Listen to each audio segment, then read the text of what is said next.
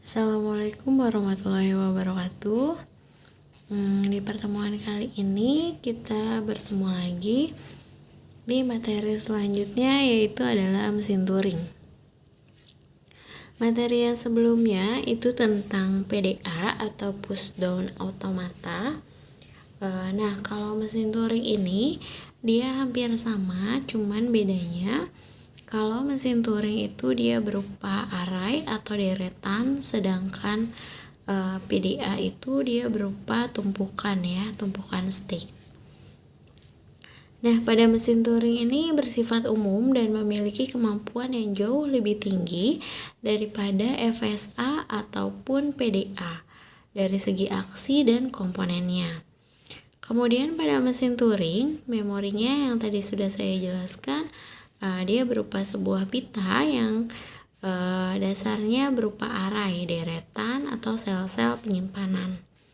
Nah, kalau pada PDA itu kita mengenal dengan push dan pop, maka di mesin Turing ini kita mengenal lagi sebuah istilah, yaitu adalah head, di mana head akan menunjukkan posisi yang akan diakses pada pita. Head dapat bergerak ke kiri ataupun ke kanan untuk membaca input dari pita, yang sekaligus juga bisa melakukan penulisan pada pita atau mengubah isi pada pita tersebut.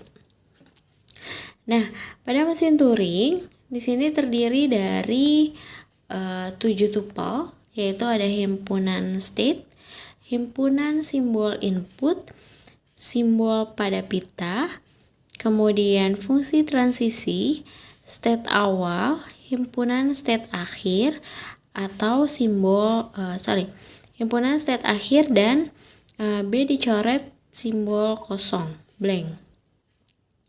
Bukan bagian dari sigma. Bagian pada pita yang belum ditulisi dianggap berisi simbol blank atau kosong. Jadi saat kita mau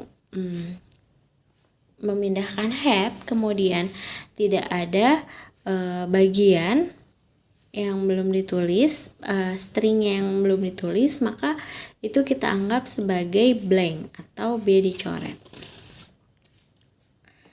Nah, di sini contohnya, misalkan Q sama dengan Q1, Q2, jadi state-nya ada Q1, Q2, kemudian sigmanya inputannya ada A dan B, kemudian simbol pada pitanya itu ada A, B, dan blank, kemudian final state-nya ada Q2, start state-nya ada Q1. Nah, di sini ada fungsi transisinya. Fungsi transisi di sini ada Q1 input A sama dengan Q1 AR. R pada mesin Turing itu berarti kanan atau right. Kemudian L pada mesin Turing itu berarti left atau kiri. Cara membaca fungsi transisinya yaitu adalah jika Q1 input A pada pita atau membaca A pada pita sama dengan Q1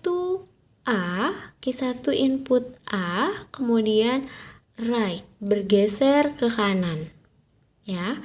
Jadi nanti headnya di Q1 input A misalkan.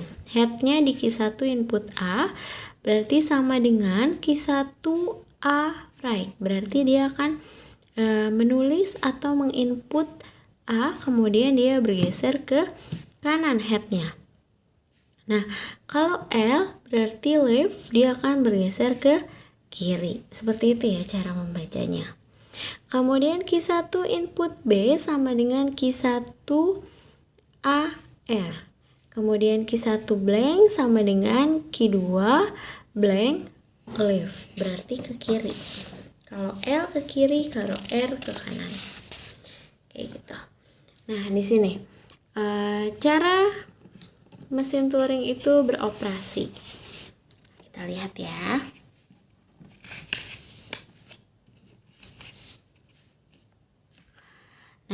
Misalkan di sini pita yang akan dibaca itu adalah A, B, B, A, A. Berarti kita mulai dari si A.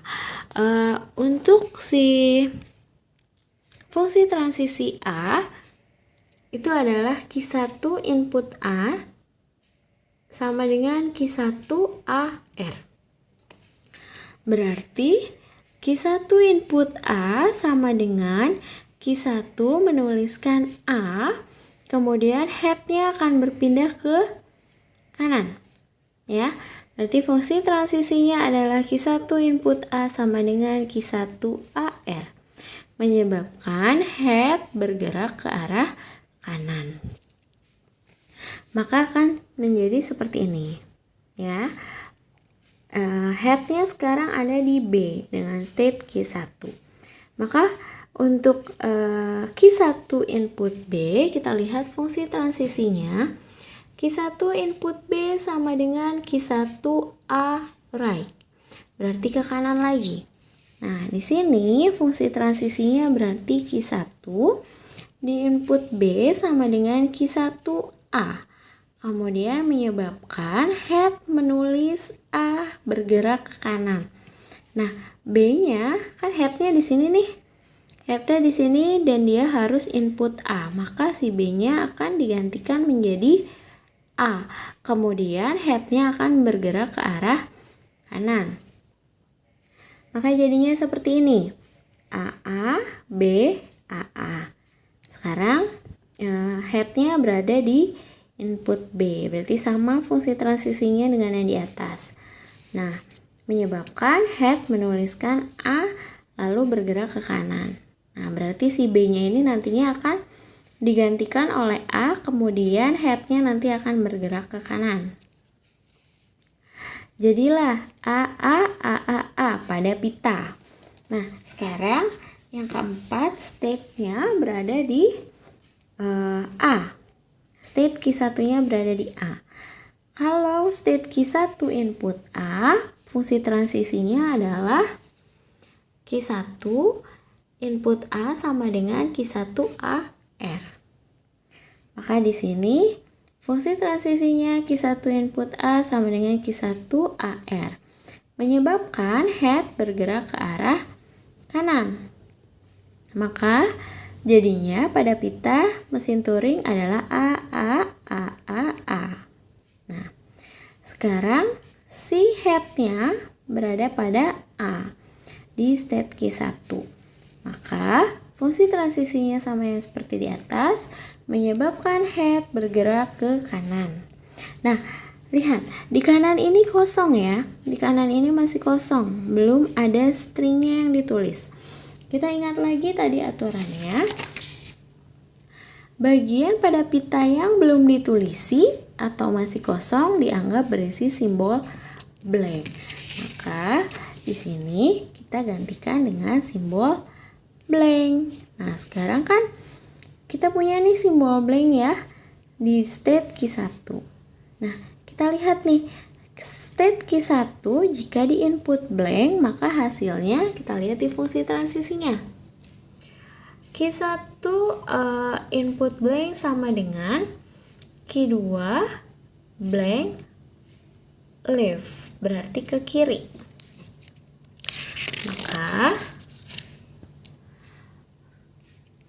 Maka dari yang tadi headnya di blank, dia akan bergeser ke kiri. Dan dia berubah menjadi state Q2. Kenapa dia berubah menjadi state Q2? Karena lihat di sini untuk fungsi transisinya. Q1 input blank sama dengan Q2 blank left. Nah, kemudian tidak ada transisi lagi dari Q2 atau state Q2, mesin Turing akan berhenti di half state. Karena state Q2 termasuk ke dalam state akhir atau berhentinya pada state akhir, maka input ABBAA atau pita yang dibaca ABBAA statusnya adalah diterima. Seperti itu untuk penjelasan mesin Turing kali ini. Jadi step-stepnya adalah kalian ikuti saja dari fungsi transisinya, kemudian kalian baca headnya itu ke kanan ataupun ke kiri seperti itu. Jika ada yang ingin ditanyakan, bisa kalian tanyakan di kolom komentar atau saat diskusi di WA group. Silahkan. Terima kasih. Assalamualaikum warahmatullahi wabarakatuh.